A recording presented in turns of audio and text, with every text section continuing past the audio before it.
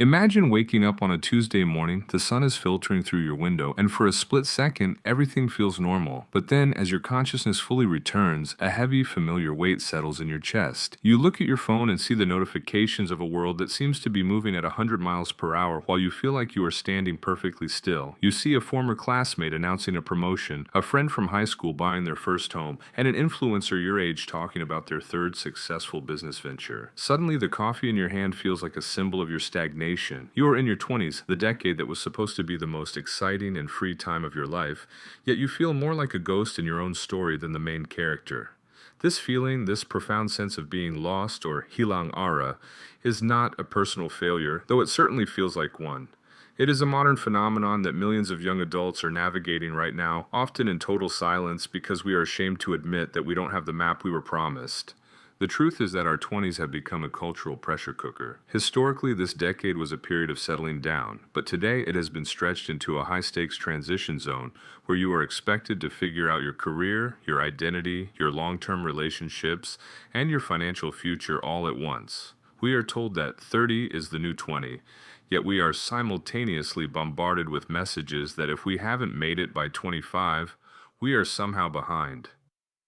This creates a paralyzing paradox. When you have too many choices and too much pressure to make the perfect choice, you often end up making no choice at all. You stay in the fog, waiting for a sign or a spark that never comes, not realizing that the fog isn't going to clear on its own. To find our way, we first have to understand why the fog is there in the first place, and acknowledge that being lost is actually a necessary part of the journey toward finding a direction that actually belongs to you. To understand why your 20s feel so turbulent, we have to look at what is happening inside your head, literally. Many people don't realize that the human brain does not finish its development at age 18. In fact, the prefrontal cortex, which is the part of the brain responsible for complex decision-making, understanding long-term consequences, and regulating emotions, doesn't fully mature until the mid to late 20s. This means that while society treats you like a fully formed adult the moment you graduate, your biological hardware is still under construction. You are essentially trying to navigate the most complex decisions of your life with a brain that is still learning how to balance impulse with logic. This is why you might feel an intense emotional reaction to a small setback, or why the future feels so terrifyingly vast. You aren't weak for feeling overwhelmed. You are undergoing a major biological shift while simultaneously trying to build a life from scratch. Psychologically, this period is often referred to as the quarter-life crisis.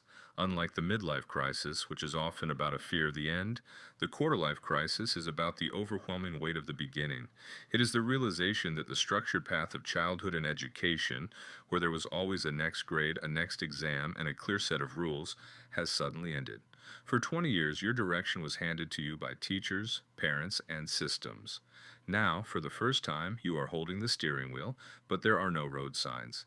This transition from externally directed to self-directed is one of the most difficult psychological shifts a human can make. It is completely natural to feel a sense of vertigo when you realize that there is no correct path, only the path you choose to create. The anxiety you feel isn't a sign that you are doing something wrong, it is a sign that you are finally waking up to the reality of your own freedom. One of the biggest reasons we feel lost in our 20s is that we are the first generation to live through a status revolution powered by social media. In the past, you only compared yourself to the people in your immediate circle, your neighbors, your cousins, or your colleagues. Today, your circle includes the entire world. When you scroll through your feed, you aren't seeing reality. You are seeing a highly curated, filtered, and edited highlight reel of the top 1% of human experiences. Your brain, however, doesn't always make that distinction. When you see someone your age achieving massive success, your subconscious interprets it as a benchmark for what you should be doing. We are constantly measuring our behind-the-scenes footage against everyone else's greatest hits. This creates a permanent state of inadequacy. We feel lost not because we aren't moving, but because we feel we aren't moving as fast as the pixels on our screens. This digital comparison trap also robs us of the messy phase of life. Success in your 20s is supposed to be messy. It is supposed to involve entry-level jobs that you don't like, shared apartments with noisy roommates, and failed experiments. But because these messy parts aren't Instagrammable, they are hidden from view.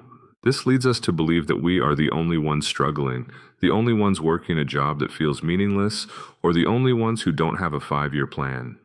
In reality, almost everyone is faking a level of certainty they don't actually possess. The person you are jealous of is likely just as anxious as you are, just better at choosing which parts of their life to broadcast. Breaking free from this trap requires a conscious effort to disconnect from the performative life and reconnect with the actual life. Your path is not a race against others, it is a slow walk with yourself.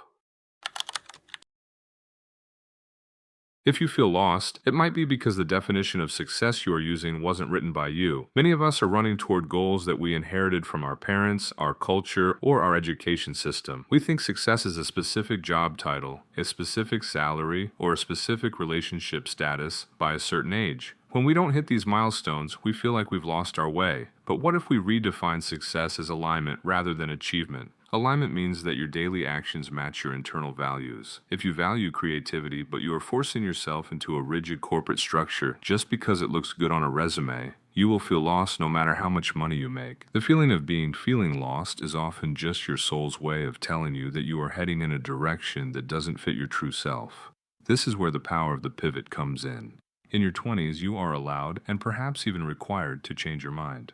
We often treat changing our career path or our interests as a waste of time, but it's actually data collection. Every job you hate teaches you what you don't want. Every hobby you try and quit helps you narrow down what you actually enjoy. You aren't starting over from scratch, you are starting over with more experience. The most successful people in the world rarely ended up where they thought they would be at age 22. They were successful because they were willing to be lost for a while, to explore different avenues, and to pivot when they realized a path wasn't right for them. Direction is not a permanent destination, it is a series of adjustments. The moment you stop being afraid of being wrong is the moment you become free to find what is right.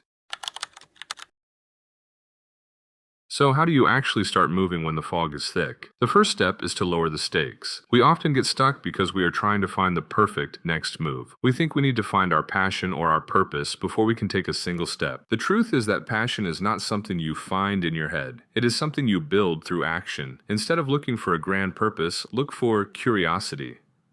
What is one small thing that interests you right now? It doesn't have to be a career move. It could be learning a new language, taking a cooking class, or volunteering for a weekend. By following small curiosities, you create momentum. Movement creates clarity, while thinking creates more fog. You don't need a 10-year plan, you just need a plan for the next 3 months. The second step is to build a support system of honesty. One of the hardest parts of being lost is the isolation. We tend to withdraw because we don't want people to see that we don't have our lives together. But when you start talking to others, truly talking, not just small talk, you realize that everyone is in the same boat. Find people who are willing to be vulnerable about their own confusion. This could be friends, a mentor, or even a therapist. Having a space where you can say, "I have no idea what I'm doing," without judgment is incredibly healing. It reminds you that being lost is a universal human experience, not a personal defect. When you share the burden of the fog, it starts to feel a little less suffocating. Finally, practice radical self-compassion. You are likely your own harshest critic. You probably say things to yourself that you would never say to a friend. If a friend told you they were struggling in their 20s, you would tell them it's okay, that they have time, and that they are doing their best. Why can't you say that to yourself? You are young, you are learning, and you are living in an incredibly complex era of history. Give yourself permission to be a work in progress. The most important relationship you will ever have is the one you have with yourself. If you can learn to be a kind and supportive partner to yourself during the lost years, you will develop a resilience that will serve you for the rest of your life. Success isn't about never getting lost, it's about being okay with yourself while you're finding the way back. As we wrap up this exploration of the lost 20s, I want to leave you with a final thought. Your life is not a sprint. It is a marathon. In the grand scheme of an 80-year life, the few years you spend feeling confused in your 20s are just a small chapter in a much larger book. Right now, it feels like every day is a test that you are failing, but in reality, these years are the rooting phase. Just like a tree spends years growing its roots deep into the ground before it ever produces fruit, you are currently growing your internal roots. You are learning how to handle uncertainty, how to deal with disappointment, and how to define who you are outside of external expectations. These are the most valuable skills you will ever acquire. If you are feeling lost today, take a deep breath. You are exactly where you need to be.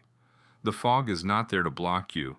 It is there to slow you down so that you don't run in the wrong direction too quickly. Trust the process, follow your curiosity, and be kind to yourself. The direction you are looking for is not out there, somewhere waiting to be discovered. It is being built day by day through the choices you make and the courage you show in the face of the unknown. You aren't lost, you are just in the middle of your own becoming. And one day, you will look back on this period and realize that the fog was the very thing that forced you to find your own light. Keep going. You're doing better than you think.